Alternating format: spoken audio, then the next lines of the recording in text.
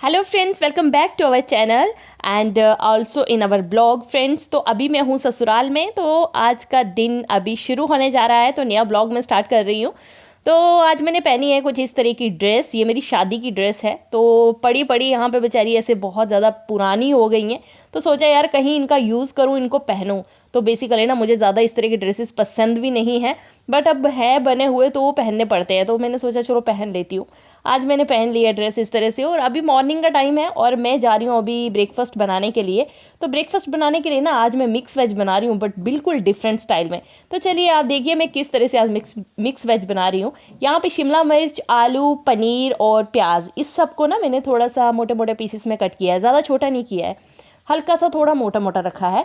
तो बस ये सारी सब्जियां कट करके मैंने यहाँ पे तेल को थोड़ा एक एक चम्मच तेल डाला है और इनको हाई फ्लेम पे ना सोते टाइप कर दिया है। सारी सब्जियों को, मतलब पनीर को, आलू को, शिमला मिर्च को और प्याज को, इन चारों चीज़ों को मैंने हाई फ्लेम पे सोते किया है। तो थोड़ा थोड़ा सा एक एक चम्मच तेल डाल के और हाई फ्लेम पे इनको मैंने पकाया है। तो यहाँ मेरे देवर दोनों बेटियों को लेके खड़े हैं, एक हमारी बेटी और एक उनकी बेटी। दोनों को उठा के वो घुमा रहे हैं यहाँ वहाँ, और मैं बना रही हूँ जल्दी जल्दी से ब्रेकफास्ट। उनको जाना भी है तो इसीलिए मैं खाना जल्दी जल्दी से रेडी करूँगी अभी। तो बस सारी सब्जियाँ यहाँ पे मैं सोते कर लूँगी पहले, और फिर उसके बाद बनाऊँगी मैं सब्जी।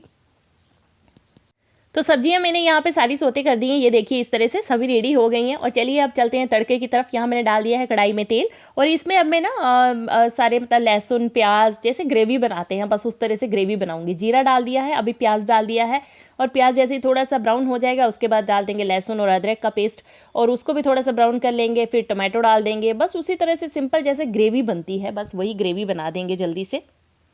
तो फ्रेंड्स एक बात बताऊँ ना, मतलब ससुराल में मज़ा बड़ा आता है यार सच में। सब लोगों के साथ ना, एक तो खाने में भी मतलब वैरायटीज़ बनाओ तो अच्छा लगता है।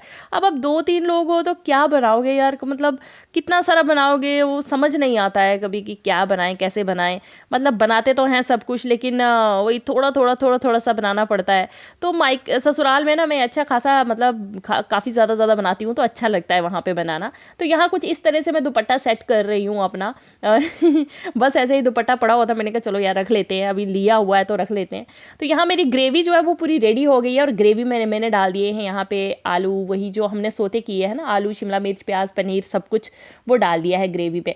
तो सब्जी ना बहुत ज़्यादा डिलीशियस बनती है, एक बार ट्राई ज़रूर करना इस तरह से। मतलब मैं जब भी बनाती हूँ ना तो मैं उंगलियाँ चाट चाट के खाती हूँ। अब आप एक बार ट्राई करके देखना क्या सच में उंगलियाँ चाटने के लायक है ये सब्जी, जो सिर्फ ऐसे ही मैं बोलती हूँ।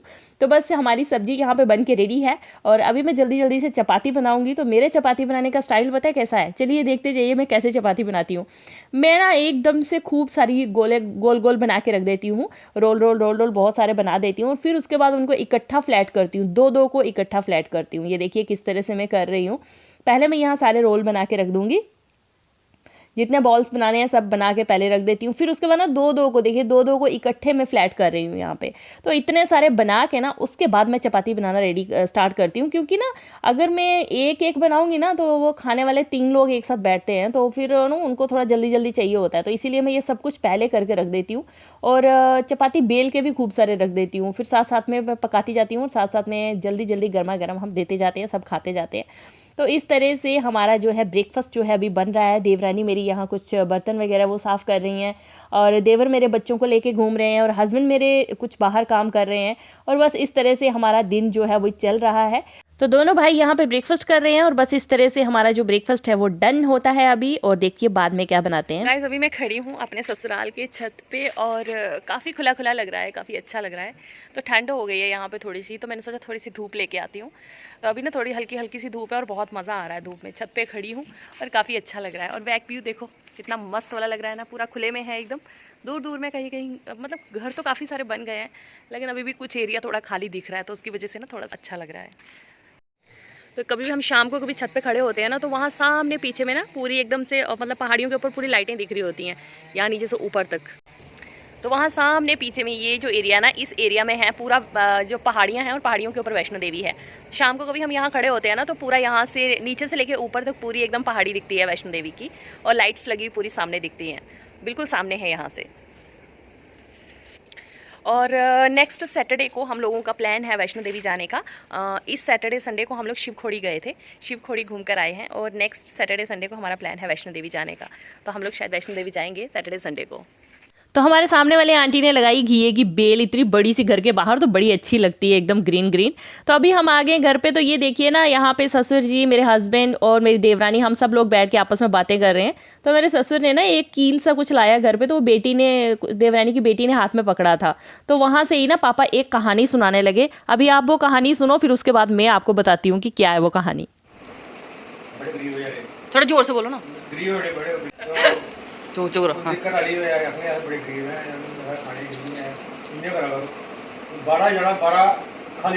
हाँ चाहे पत्थर चुकी ले जाओ। हाँ लकड़ी बट्टा जिन्ने भी मतलब भाई भाग लगा लिया फिर क्या हुआ?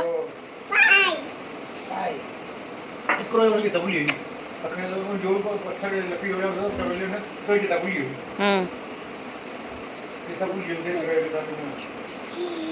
कर लगा मुझे सप पड़ा मेरे को सप पे रुके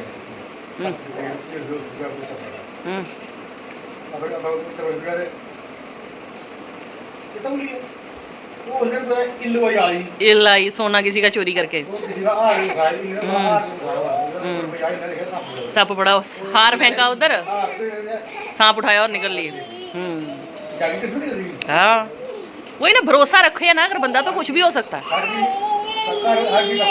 अब पापा किले लेके आते, क्या पता कल को क्या फायदा हो किले से।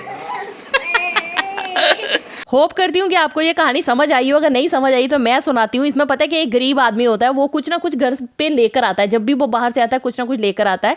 तो कभी पत्थर, कभी कुछ भी, कभी जो भी मिलता था उसको हाथ में। तो एक दिन वो घर आ रहा था, उसको कुछ भी नहीं मिला, तो एक मरा हुआ सांप मिला रास्ते में, वही उठा के ले आया। तो सांप उसने क्या किया, छत पे फेंक दिया।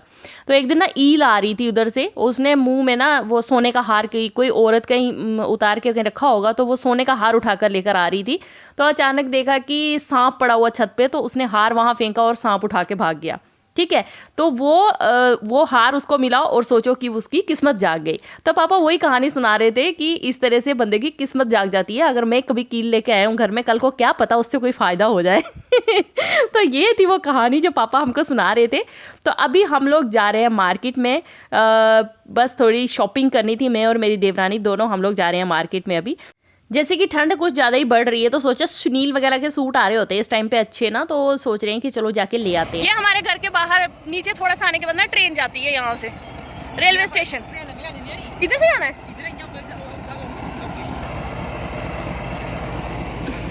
विजयपुर जम्मू रेलवे स्टेशन, मालगाड़ी जा रही, मालगाड़ी।